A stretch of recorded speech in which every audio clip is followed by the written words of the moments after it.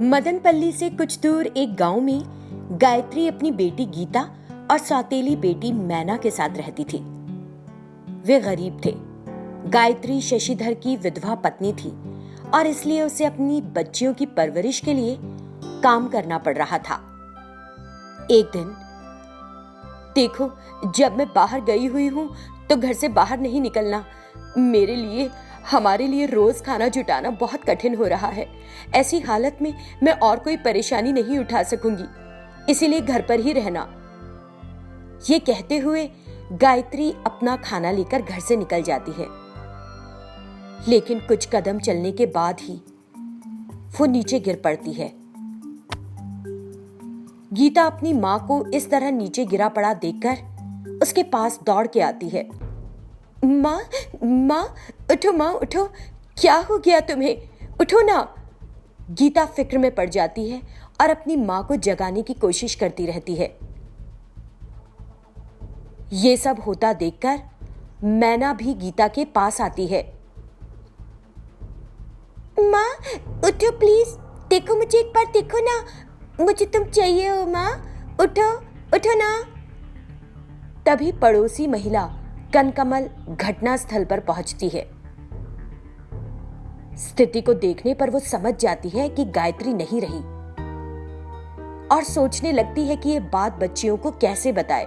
ये सोचते हुए उसकी आंखों से भी आंसू बहने लगते हैं और वो कहती है, मैना, तुमने अपनी मां को खो दिया है। उसके ऐसा कहने पर दोनों बच्चियों की रुलाई छूट जाती है। आसपास के लोग इकट्ठा होने लगते हैं और गीता को कुछ पैसे देकर उसकी मदद करते हैं। वे गायत्री के शव को दफनाने के लिए ले जाते हैं और गायत्री का अंतिम संस्कार कर देते हैं। इस तरह कुछ दिन बीत गए। एक दिन, दीदी, मुझे रहने में थोड़ा डर लगता है। मैं हमेशा अपनी माँ के बगल में सोती थी, अब मैं किसके साथ सोऊंगी? मुझे एक बार उसके पास ले चलो। मैं उससे पूछना चाहती हूँ कि उसने हमें अकेला क्यों छोड़ दिया। चलो एक बार उसके पास चलेंगे, चलो ना प्लीज।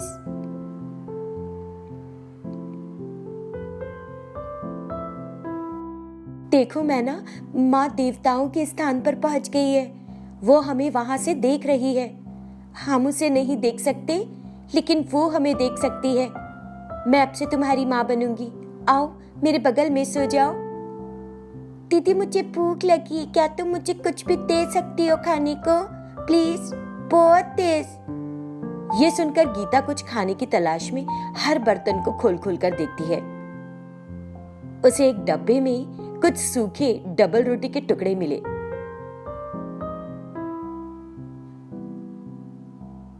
मैना ने उन्हें बड़ी कठिनाई से खाया, पानी पिया और सोने की कोशिश करी। अगली सुबह जब मैना उठती है तो कहती है, दीदी, कल मैंने रात में किसी तरह सूखी डबल रोटी खा ली थी, लेकिन कम से कम अब मुझे खाने के लिए कुछ ढंग की चीज दे दो।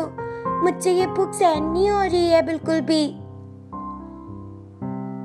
गीता को याद आता है कि उसकी माँ ने एक छोटे से बॉक्स में कुछ पैसे बचाए थे। वो बॉक्स तोड़ देती है और कुछ चावल और सब्जियां लाने के लिए जाती है।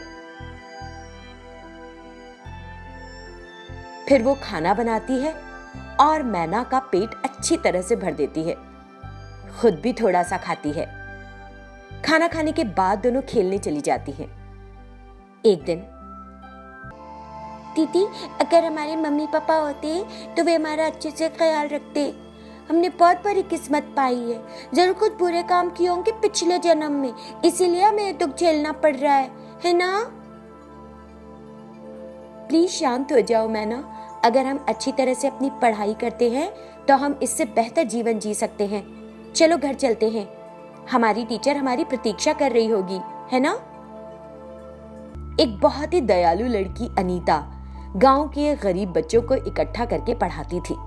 बच्चे शाम होने पर रोज पढ़ाई के लिए उसके पास जाते थे। बच्चों, हम सभी के लिए ये बहुत जरूरी है कि हम अपनी पाठ्य पुस्तकों के साथ साथ अपने आसपास के वातावरण से भी सीखें।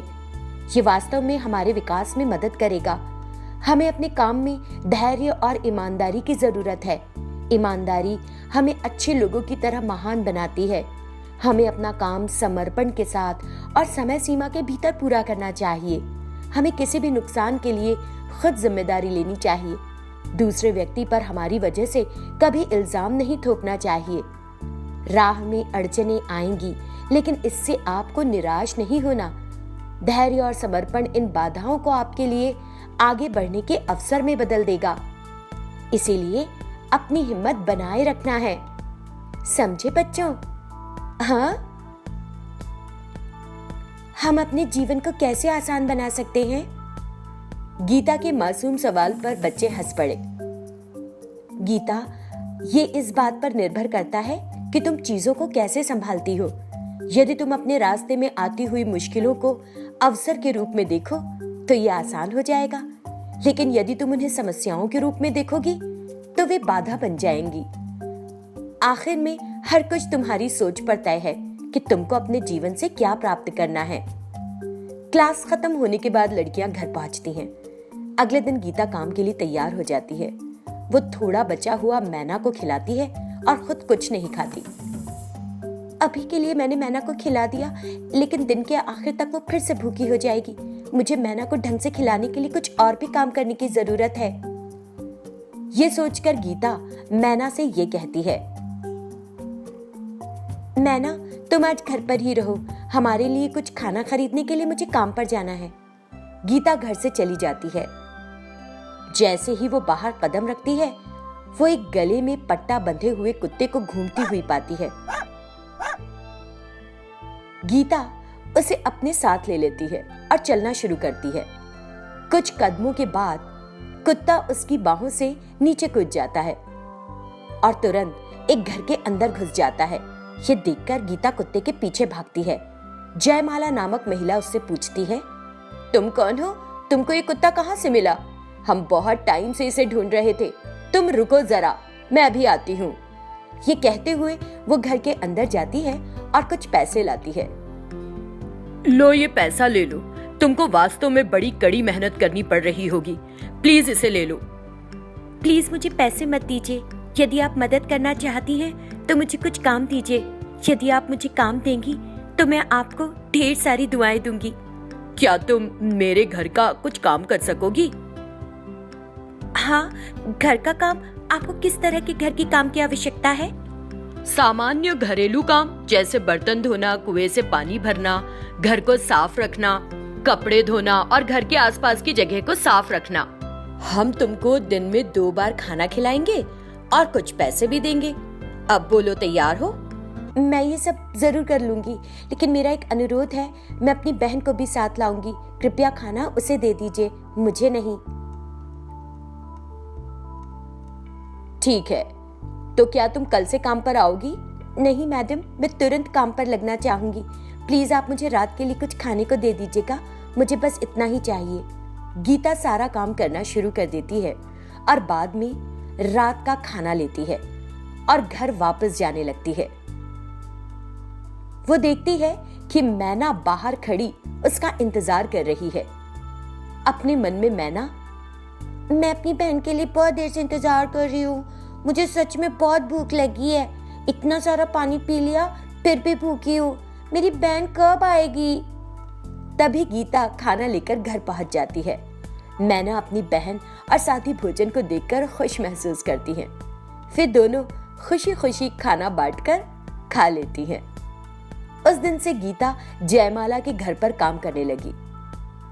जयमाला मैना को भोजन कराती है और बाद में गीता अपनी बहन का बचा हुआ खाना खाकर पेट भरती है। वे खुशी से रहने लगती हैं और हाँ, रात में अपनी पढ़ाई भी जारी रखती हैं।